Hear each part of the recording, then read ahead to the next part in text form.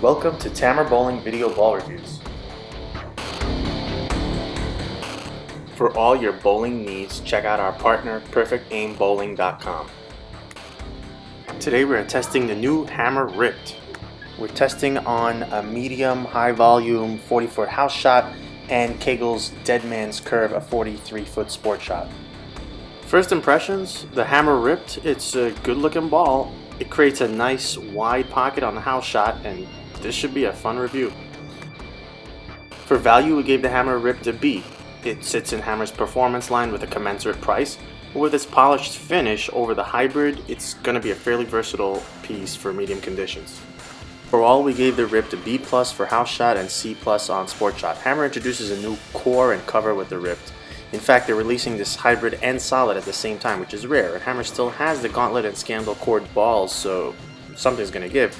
The idea is combining these two shapes into something new.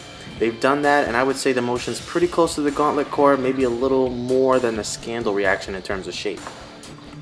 What I saw is what I would expect from a polished hybrid big ASIM core. The core is trying to rev up while the cover is pushing it down lane. It never feels explosive, i.e. flippy, but smooth and controllable while still having moderately strong motion. When considering the other balls, the Ripped is more ball than the Gauntlet Fury and Black Widow Gold. I felt a little trapped with a rev dominant release, so I switched to a more speed rev matched release. Once I did that, the ball looked great. Miss outside and had just enough balance of length and energy storage to come back and strike. Due to the smoothness, inside also wasn't very punishing. When comparing to the Ripped Solid with the weaker release, it's about 2 to 3 boards weaker at the arrows. With the stronger, more rev dominant release, it definitely they separate and it's about 4 to 5 boards weaker.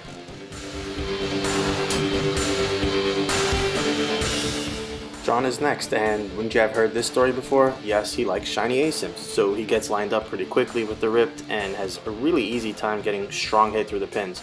You'll see he can play about 13 to 6 and as deep as 21 to 6. The highlight for Sean is how those pocket shots were so continuous. He really saw a stronger or a little flippier transition than I did, and the ball just really rolled heavy through the pins. He had no trouble getting to the pocket with the Ripped whatsoever with really good carry.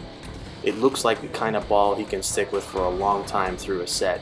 Not so strong that it's limited in use and has the shiny surface that doesn't quickly destroy the pattern. When comparing to the Ripped Solid, Sean basically can strike from the same zone, but clearly the Solid starts rolling a couple of feet earlier and also has a heavy roll with the appearance of a little heavier due to that it starts up sooner. Bryan is next on the house shot, and he got lined up quickly with no problem getting to the pocket and carrying consistently. With his lower rev rate and good amount of tilt, he got good length going up the boards. He gets a late mid-lane pickup which stores good energy and has enough back-end juice to go through the pins nicely. And it's about a 2-1 left of where he would normally start with his benchmark ball on his house shot, so in other words a touch stronger. He continued to chase in, and the ball never really lost its turn or hit. Bryan was very satisfied that the ball never blew through the break point for him. That's a really important factor when you want to turn moderately good scores into big scores.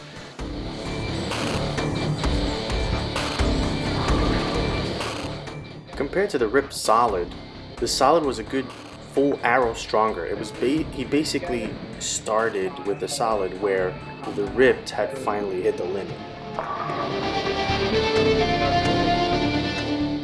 For the sport shot, we're using Dead Man's Curve, which is a 43-foot sport pattern. And as a lefty, I knew it would be tricky to use a shiny ball on a sport pattern, and even after 3 games, it's not broken down enough for that finish. So I was in a pretty tight box. I had too much tendency for over-under. I would definitely take the surface down and take advantage of the strong hybrid cover and strong core. The first 3 games were actually broken down with a fresh Gauntlet, which looked extremely good and opened the pocket up, controlling the mid lane. I fully anticipate the Ripped being capable of that same control and punch with the right surface. We move to Sean on the right side. Again, he likes shiny ASIMs, and his rev rate gives him a little more control with the Ripped than I would have on this pattern. It's a touch more broken down on the right side, but he again can get to the pocket from multiple trajectories. His best look was the quote midpoint of hand and trajectory, which for him was 20 to 10. and it's where his hand was balanced with enough oil, but the core can really energize in the mid lane and still punch through the pins. Finally, Bryan tests, and for him, the truth is the pattern is not broken down enough for him to use a shiny ball. He really needs more surface for a longer period of time to match his game to tougher patterns. He had to slow his speed down enough to use the right line, but give the ball enough time to turn over. He was able to chase in just a touch, but not much, before it once again would float. Misses in will not hold either. Bryan would either take the surface down because strong hybrid ASIMs work well for him on sport, or he would wait for breakdown if he keeps it an out-of-box surface.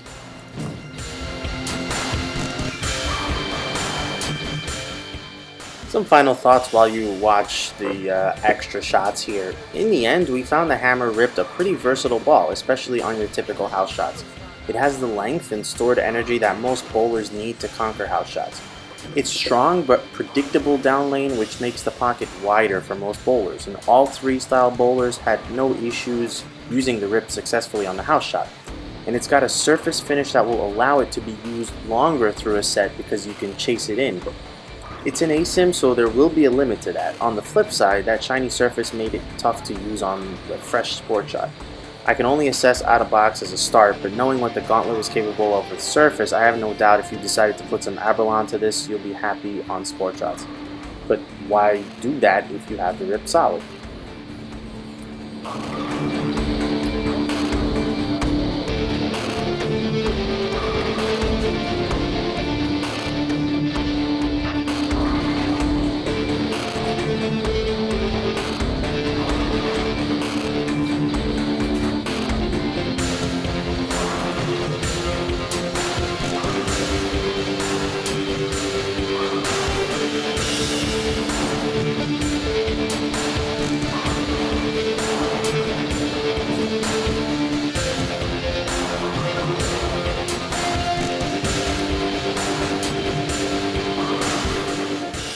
Thank you for watching Tamer Bowling Video Ball Review.